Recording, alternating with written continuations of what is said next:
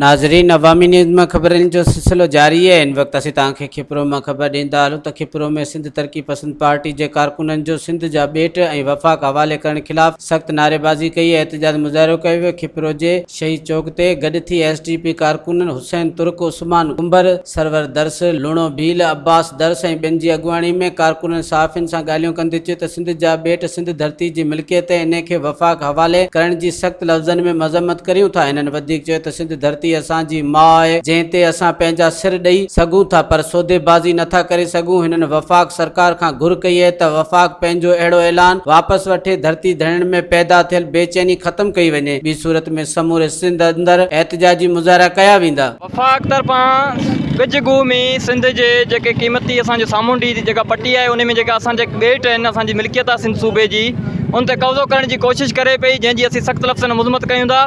उन जे लाइ असीं हर क़िस्म जी क़ुर्बानी ॾियण लाइ तयारु आहियूं, हर क़िस्म पंहिंजो पाण क़ुर्बान करण लाइ तयारु आहियूं, पर सिंध जी ज़मीन या सिंध जे वसीलनि ते असीं वफ़ाक़ खे कब्ज़ो करणु कोन ॾींदासीं। इहो असांजी सिंध जी मिल्कियत आहे। ही रातों रात में ही ऑर्डिनेंस जारी था करे छॾीनि ऐं वरी जेको आहे सो ट्यूट कंदा त भाउ असां जेको आहे सिंध जा असुल वारिस आहियूं, धणी आहियूं, ऐं माण्हुनि खे इमोशनल ब्लैकमेल कंदा। ही ॿेट जेके आहिनि उहे सिंधी क़ौम जी मिल्कियत आहे ऐं सिंध जी मिल्कियत आहे। इहा कंहिं बि सूरत में सिंधी क़ौम खे असां बर्दाश्त न कंदासीं त वफ़ाक़ जे हवाले कयो या तव्हां फलाणनि जे हवाले कयो, कंहिंजे बि हवाले कयो। सिंध असांजी मुक़दस धरती आहे ऐं सिंध असांजी माउ आहे।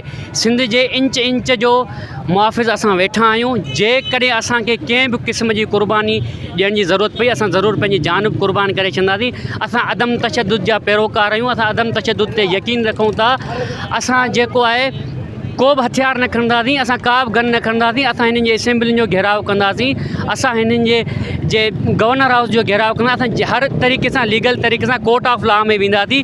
तव्हांजो कोर्ट ऑफ लॉ चए थो, तव्हांजो पाकिस्तान जो कानून चवे थो, जेकॾहिं तव्हां सिंध टोड़ींदो त तव्हां कहिड़ो तव्हांजो कानून, कहिड़ो तव्हांजो आर्टिकल चवे थो, तव्हां जेको आहे ॿेट वफ़ाक़ जे हवाले कयो था। ऐं इन मंझि जेके बि जमहूरियत जा चैंपियन आहिनि उहे नॉमिनेट आहिनि ऐं सिंधी क़ौम सभिनि खे सम्झी चुकी आहे त हिननि हमेशह भाड़े लाइ करे पंहिंजा केस ऐं पंहिंजे पाण खे बचाइण जे लाइ सिंध जा सौदा कया आहिनि। इहा नाक़ाबिले बर्दाश्त आहे। धरती असांजी माउ आहे, माउ ते असां 100 दफ़ा सिर ॾियण जे लाइ क़ुर्बान आहियूं। ऐं धरती खे असां एतिरो मुक़दस सम्झंदा आहियूं जेतिरो असां काबे ऐं क़ुरान खे मुक़दस सम्झूं था।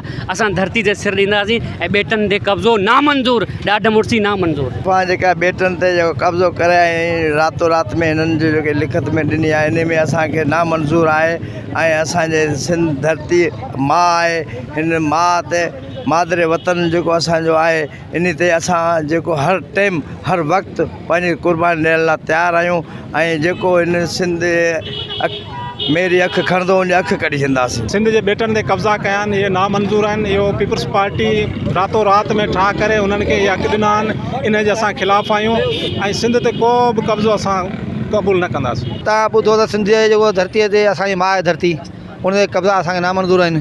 जेको असांजो सरबराह कादिर मक्सी जेके अॻुवाणी कंदा, असां उन हड़तालूं धरना शहर बंदि कराईंदासीं। मज़ीद खबरों और तफसीलात के लिए विजिट करें हमारी वेबसाइट www.awamiNewsHD.com।